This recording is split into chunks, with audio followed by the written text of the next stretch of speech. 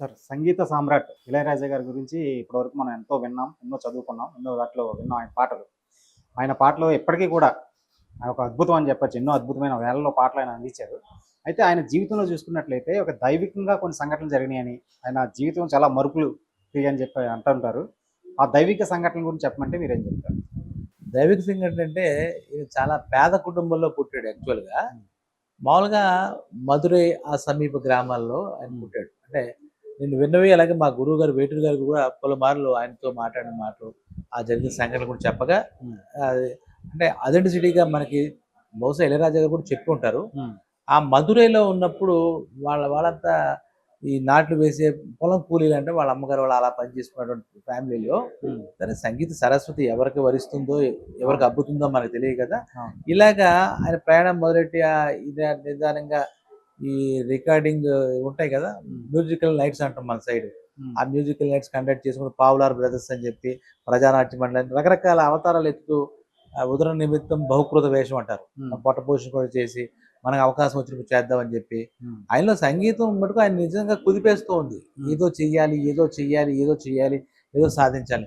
అలాంటి పరిస్థితిలో మద్రాసు రావడం చాలా పెద్ద 'జీకే వెంకటేష్' గారు అలాంటి వాళ్ళ దగ్గర కీబోర్డ్ ప్లేయర్ చేయడం ఇదంతా ఒక ఘట్టం. హ్మ్. సినిమాల కోసం అంటే మ్యూజిక్ డైరెక్ట్ చేయడం కోసం ఆ ప్రయత్నాలు. హ్మ్. వాళ్ళ దగ్గర కీబోర్డు మ్యూజిక్ డైరెక్టర్స్ దగ్గర పనిచేస్తూ హ్మ్. అందరూ మ్యూజిక్ డైరెక్టర్స్ అలాగే చేస్తారు. వాళ్ళ హ్మ్. పనులు వాళ్ళు చేసుకుంటూ హ్మ్. కీబోర్డ్ ప్లేయర్ గానో ఇంకోలాగా వాళ్ళ అవకాశాల కోసం ప్రయత్నం చేస్తూ ఉంటారు. ఇది హ్మ్. ఇది సాధారణంగా జరిగేదే కదా! హ్మ్. అలా ఉన్నప్పుడు ఈయన చాలా చోట్ల ట్రై చేస్తున్నాడు కానీ ఈయనకి ఎక్కడ కూడా అవకాశాలు అందుతున్నాయి. అల్లంత దూరంలో కనపడతాయి కానీ ఈయన చేతికి రావు. హ్మ్.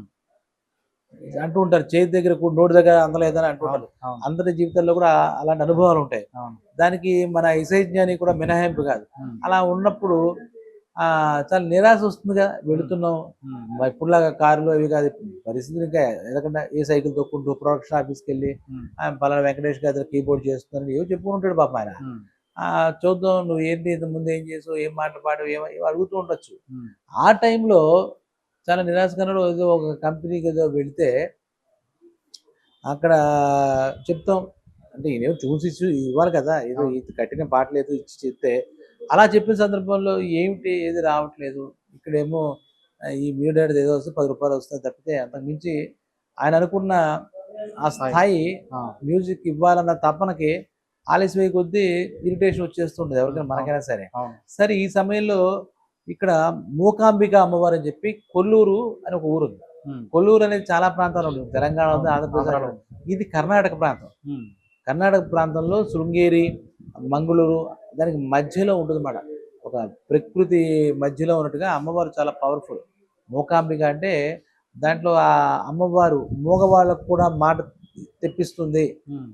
అని చెప్పి అంత పవర్‌ఫుల్ మూకాంబిక అంటే మన కనకదుర్గ అమ్మవారులా ఉంటారు. నేను కూడా ఇది చెప్పడం వల్ల చూడడం జరిగింది. హ్మ్. అక్కడికి వాళ్ళ ఫ్రెండ్స్ అంతా కలిసి ఒక గుడికి అమ్మవారిని దర్శించుకోవాలి వెళ్ళారు. అయితే ఈయన ఆహ్, క్రిస్టియన్. హ్మ్. అంత ముందు దాకా వాళ్ళ అమ్మగారు అది చూస్తుంటే క్రిస్టియన్. ఈయన పేరు కూడా ఫస్ట్ జ్ఞానదేశికన్ అని, తర్వాత డేనియల్ అని హ్మ్. ఈ రకంగానే ఉంది. ఇళయరాజా కాదు. డేనియల్ అలా ఉంటే బై డిఫాల్ట్ క్రిస్టియన్ అంటే ఆ మత విశ్వాసంలో గుడికెందుకొస్తాడు? హ్మ్. హిందూ చర్చికి వెళ్ళేదది చాలా అనుకోని పరిస్థితిలో వెళ్తారు గానీ హ్మ్. అలాంటి పరిస్థితుల్లో ఫ్రెండ్స్ అంతా మూకాంబికమ్మకు వెళ్తూ ఇళయరాజాని కూడా పిలిచారట. మేము కొల్ కొల్లూరు మూకాంబికమ్మ నువ్వొస్తాను. నాకెందుకే నేనేం చేస్తాను అది ఇది అన్నాడు. నువ్వు గుడిలోకి రమ్మని ఏం కాదు. హ్మ్. ఆ ప్రకృతి ప్రాంతాలు అవి అంతా సీనరీస్ చాలా బ్యూటిఫుల్‌గా ఉంటుంది. ఆ కన్నడ అంతా ఆ ప్రదేశాలు చూసొద్దాం.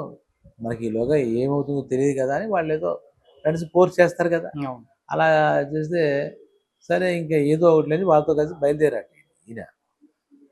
ఈయనకి మరి దర్శనాలు చేసుకోవాలి లేదా అక్కడ నదిలో స్నానం చేసేయాలి ఇలాగ ఉండదు కదా! హ్మ్. మామూలుగా. హ్మ్. ఆయన వేసుకొని అలాగా అక్కడెక్కడో కూర్చుంటాను. ఆ మండపంలోనే మీరు వెళ్ళిరండి గుడిలోకని చెప్పినట్టాడు. హ్మ్. వాళ్ళు భక్తిగా వాళ్ళ ఫ్రెండ్స్ అంతా వెళితే ఈలోగా ఒక అద్భుతం జరిగింది. హ్మ్.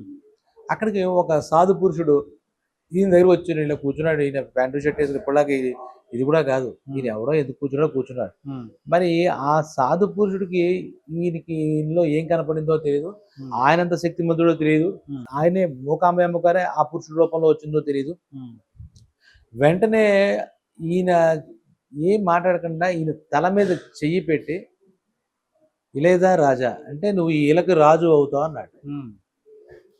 ఇలేదా రాజా అని చెప్పేసి అంటే వెంటనే ఈయనకి ఏదో సినిమాలో చూసి 1000 degrees వోల్టేజ్ ఇలాగ ఏం జరిగిందో ఆ అమ్మవారు శక్తి ఇచ్చిందో, సంగీతం ఇచ్చిందో, అవకాశం ఇచ్చిందో, తిప్పేసిందో మొత్తం ఇతని జాతకాన్ని. అలా జరిగిన వెంటనే ఇంకా ఆయన అలా అలా వెళ్ళిపోయి ఆ నదిలో స్నానం చేసి అక్కడి నుంచి అంతకుముందు ఫ్రెండ్స్కి నేను ఎందుకు వస్తానన్నవాడు అలా గుళ్ళోకి వెళ్ళి ఆ మూకాంబి అమ్మకే నా జీవితం అన్నట్టుగా శరణాగతి అంటాం కదా, అలా అయిపోయింది. అంతటి ఏదో లోపల జరిగే కెమిస్ట్రీ మనకు మాటలో వర్ణించలేము. ఆయనే వర్ణించలేడు. ఆ సాధువు ఎవరు, ఎందుకు వచ్చాడు, ఇద్దరు వెళ్ళారు. మరి వీళ్ళ ఫ్రెండ్స్ కూడా వాళ్ళు ఎవరిదే రాలేదు. నేనేదో కూర్చున్నాడు, వాళ్ళు వెళ్తారు కదా గుళ్ళో నుంచి వస్తారని నేను ఎంత మొహం పెట్టి కూర్చున్నాడు అక్కడ. ఆ రోజు నుంచి ఈ రోజు దాకా అమ్మ దైవల్లే నాకు సంగీతం పలుకుతోంది. నేను కిరస్థాని అవన్నీ లేవు, ఇప్పుడున్న గెటప్లోకి వచ్చేసాడు. బొట్టు పెట్టుకున్నాడు అమ్మవారిది మూకాంబగా.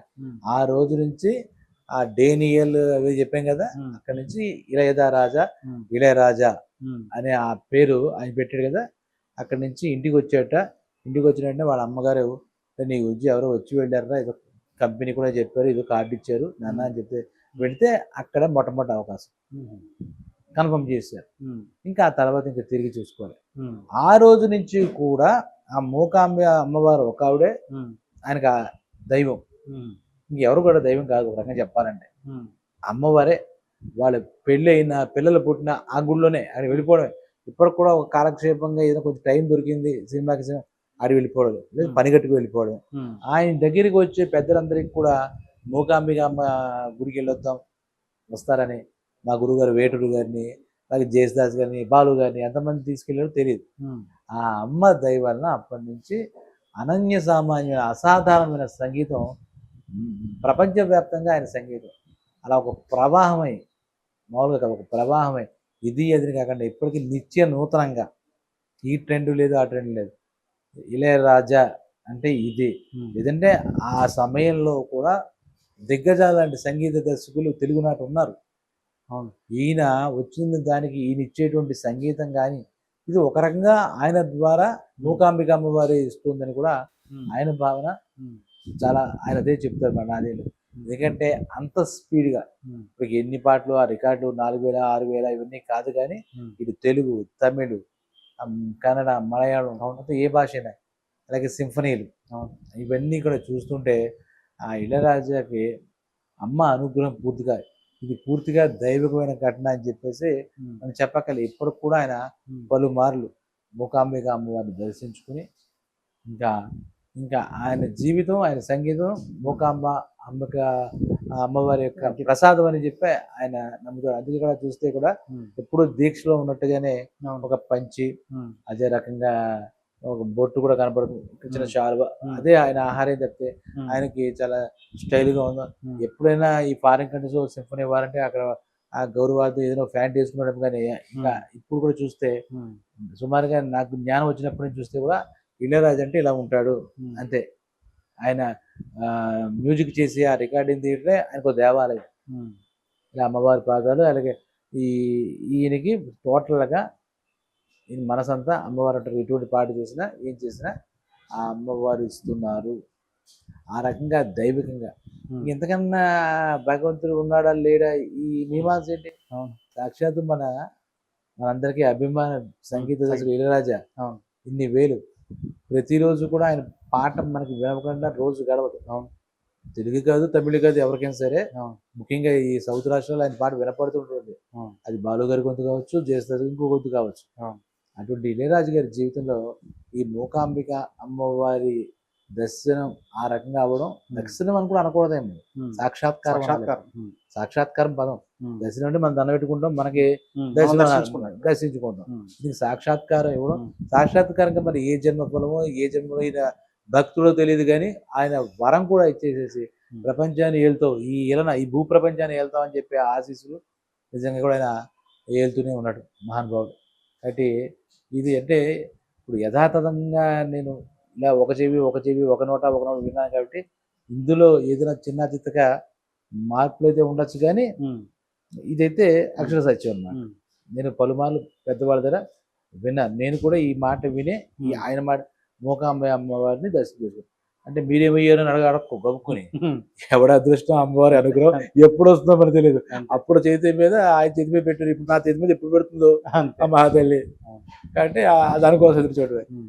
మనం ఏమైనా ఆ రకంగా ఇళయరాజా జీవితంలో ఇది ఒక మధుర ఘటన, మనందరికీ తెలుసుకోదగ్గ తెలుసుకోదగ్గ విషయం. సంఘటన నా అభిప్రాయం. అందుకే ఇవాళ షేర్ చేస్తున్నాను. Thank you sir.